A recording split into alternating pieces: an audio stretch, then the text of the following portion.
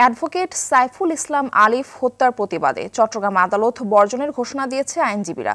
মঙ্গলবার আইনজীবী সমিতির জরুরি সভায় এ সিদ্ধান্ত নেওয়া হয়। বিষয়টি নিশ্চিত করেন আইনজীবী সমিতির সভাপতি নাজিম উদ্দিন চৌধুরী। তিনি বলেন, সমিতির সদস্য হত্যার প্রতিবাদে আদালত বর্জন করবেন আইনজীবীরা। এর আগে মঙ্গলবার বিকেলে ইসকনের অনুসারীরা আদালত এলাকায় হামলা শুরু করলে আইনজীবী সাইফুল ইসলাম আলিফ তাদের বাধা দেন। এরপর তাকে তুলে নিয়ে কুপিয়ে আহত করে নগদের সর্বোচ্চ বার 167 টাকা রিচার্জে পাবেন 1 লাখ টাকা পুরস্কার। আরও আছে প্রতি সপ্তাহে পুরস্কার ও ক্যাশব্যাক। আহত করে আন্তর্জাতিক শ্রীকৃষ্ণ ভবনামৃত সংঘের সদস্যরা।